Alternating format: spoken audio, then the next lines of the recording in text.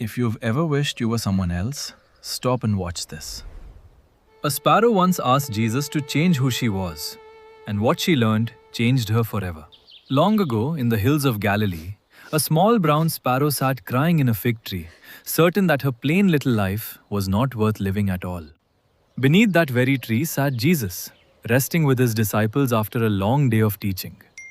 A single tear fell and landed softly on his open hand. He looked up into the leaves and saw her there, small and trembling. Gently, he asked the question no one had ever thought to ask her before. "Little one," he said, "why are you crying?" The sparrow looked down at him, her small chest still heaving, and for the first time, someone had actually asked. "I am plain and brown and small," she wept. "No one notices me. No one wants me.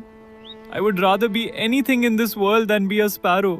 His heart filled with compassion for her, though she did not yet understand what he already knew, that every creature he had made carried its own quiet purpose. "Tell me," he said, "what you wish to become, and I will grant it. But first, go and ask them if they are as happy as you believe." "Make me a dove," she said, "gentle and white and loved by everyone who sees her." Jesus smiled and told her he would wait right here beneath the tree. So off she flew, over the fields and hills, searching for the dove, certain that soft white feathers must surely be the answer to everything she lacked. She found the dove resting by a quiet fountain, feathers as white as milk. "You must be the happiest bird alive," the sparrow said. "Everyone adores you." The dove shook her head. "Every hawk in the sky hunts me for my softness. I am never at peace. I think the eagle, so fierce and strong, must be happier than I."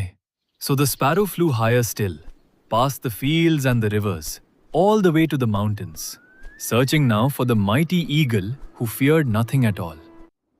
"You soar above every bird in the sky," the sparrow said. "Nothing frightens you. Surely you are the happiest creature that has ever lived." "Hunters prize my feathers," the eagle said. "I am shot at and chased, and I live alone at the top of the world. I envy the peacock, so admired, so beloved."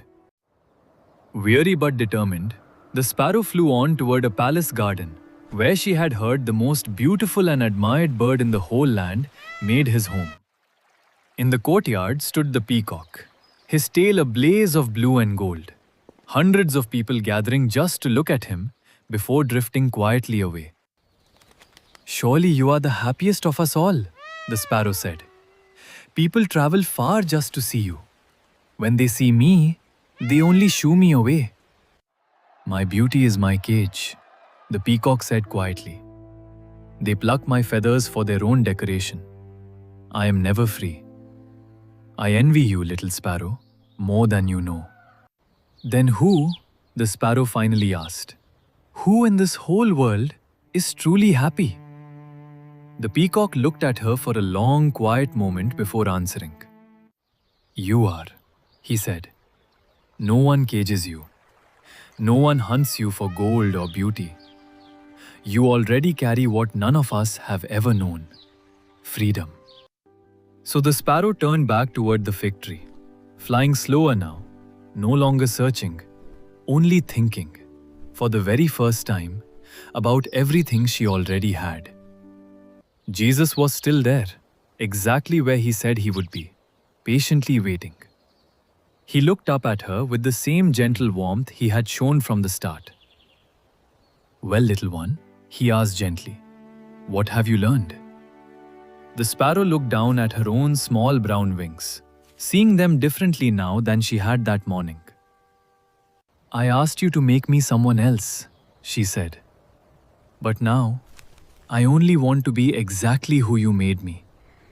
Nothing more, nothing less." "Look at the birds of the sky," he said.